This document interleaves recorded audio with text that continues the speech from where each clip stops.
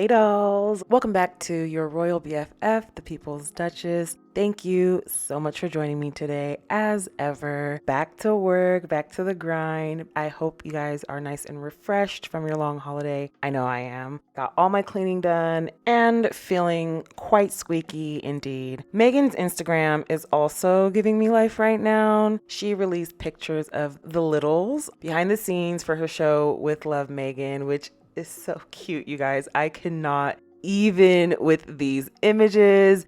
Archie and Lilibet and their famous, at this point, red hair looking over Meghan's work, which is very cute. And I bet she actually takes their advice. Both of these kids have solid reasoning capability at this point. So if they point something out, I'm sure the feedback is welcome. I really love this picture in particular. Her kids get to be around great role models, people that they don't have to worry about. I love this picture because it shows the playfulness of Meghan's friend group, but also how much love there is in this circle of people. There's no gray suits here. Everyone here comes with love and warmth and openness and acceptance, and that's wonderful.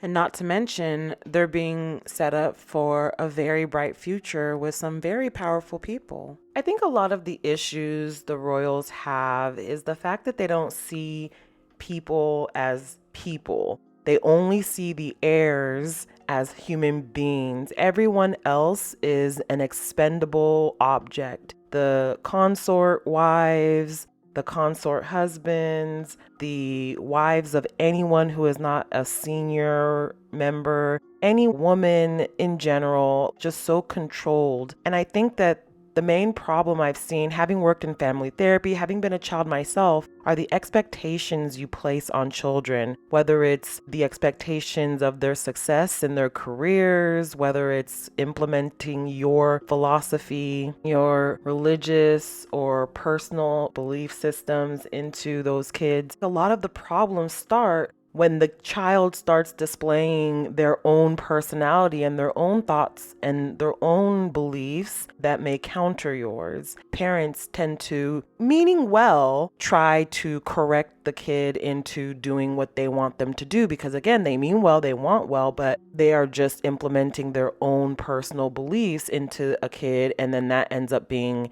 conflict. So I love the way that Meghan and Harry give their kids the autonomy to be shown off as proud members of their family, but also maintain that autonomy if they don't want to be on social media. And eventually, when they step into their career paths, whether they want to do that publicly or not will be 100% up to them. A great example for parents everywhere. And I'm not saying that however a person parents is right or wrong. All I'm saying is I really appreciate how much respect Harry and Meghan give their children as fully fledged human beings. They treat them like human beings. They talk to them like human beings. They don't make life miserable for these kids just because they're royal, implementing all of those royal beliefs and protocols and systems into their head. Even though it's well-meaning, I just don't think that anyone should have to live up to anyone else's standard. We should all have the opportunity to do and try things that are comfortable for us. We can guess and check whether we like those things, and if we like them, keep them. If we don't like them, we can modify them or get rid of them altogether. But every person deserves the right to live fully and truly and authentically as themselves,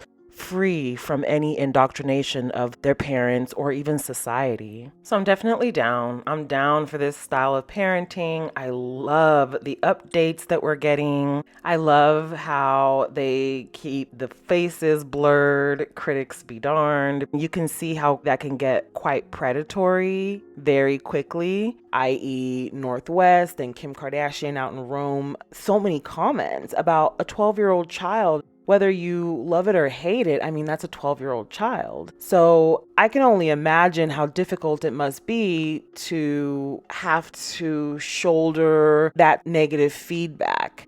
I'm not a fan. I'm just not a fan of critiquing children. I think it's not okay. There's a lot of things that we can talk about as far as the decisions that people make that perhaps rub us the wrong way. That's fair. But I just don't believe in critiquing children, whether you like the kids, don't like the kids, whether they've got big heads or not. Whatever the case you might feel may be, it will never be cool to critique children as if they know what's going on, especially on social media. You don't know who anyone is or what motives they have for liking and saving and downloading pictures. That's another talk for another day. But this approach, being public figures and sharing your life publicly, which includes your kids publicly, but shielding them like this, is just very smart. And speaking of smart, it was Queen Doria's 69th birthday on the 2nd. I'm sure she had a fantastic birthday surrounded by friends and family. Oh my gosh, you guys, I keep having this reoccurring thought where Doria does like an in-depth DNA test herself, one that can identify which area of Nigeria she originates from. That would be very interesting. I'm still betting on Igbo. I know I'm probably a little bit biased here for obvious reasons, but I think she looks very much like the women in my family. She looks a lot like me. She looks a lot like my mom, my grandmother. And here's the side by side. I feel like she has a lot of Igbo qualities. This particular face is called a gamin, the heart-shaped face characterized by pronounced cheekbones that are at the widest portion of the face and a gradual but pronounced, normally wider jaw structure. So I think that she looks a lot like us. She looks a lot like us. This gamin face is very indicative of Igbo lineage.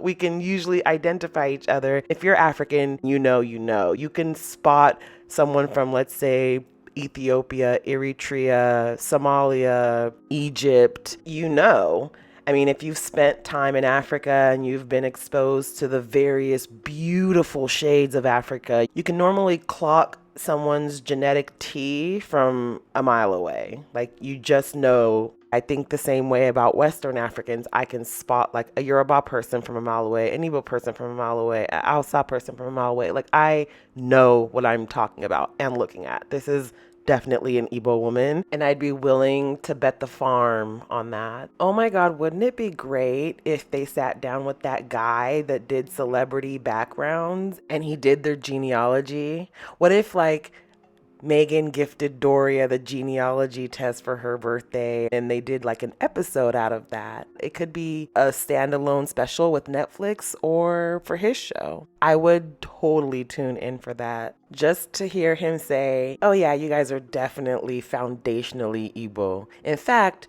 you're from Anambra State. These are two Anambra babes. Yeah, these rounded features are very common, and I just know that they're Igbo. Like, you cannot convince me of otherwise. But yeah, Doria had her birthday. She's looking amazing as ever. I'm sure the cakes were delicious and the celebrations went on into the early hours. I know they're just soaking up the sun and living in the last few weeks of summer. And speaking of people who are having a wonderful time, the locket that Meghan wore sold out, of course, as did several of the pieces that she wore in the Emily Chang interview, notably that yellow, I think it was Jenny Kane set. Oh, that was just a resplendent color. Very vibrant, very eye-catching. Of course, that sold out. Meghan knows how to sell things out. Obviously, the Meghan effect is still thriving businesses, changing small businesses' lives. Meghan is still extremely intentional about who she supports because she knows that this is the effect her wearing a brand has on said brand. So she wanted to uplift and elevate Tiny Tags, the jewelry company that makes this necklace that she wore that sold out immediately. She layered that on top of her Call on Your Angels Logan Hollowell pendant necklace, a favorite of hers. And I just absolutely loved this look. It was so pared down, but straight to business, changing the lives of this small business. She even went on Instagram and made a whole video about it. As a small mom-owned business, we are freaking out over this. Meghan Markle was recently spotted wearing our square mini locket necklace in one of her recent interviews, and we sold out less than 24 hours later. On the front, she engraved an H for Harry. On the inside, she engraved an A and an L for both of her kids' initials. During all the chaos, we were able to pull a few strings and restock that locket. If you want to go ahead and recreate her look, I'll tag the product below.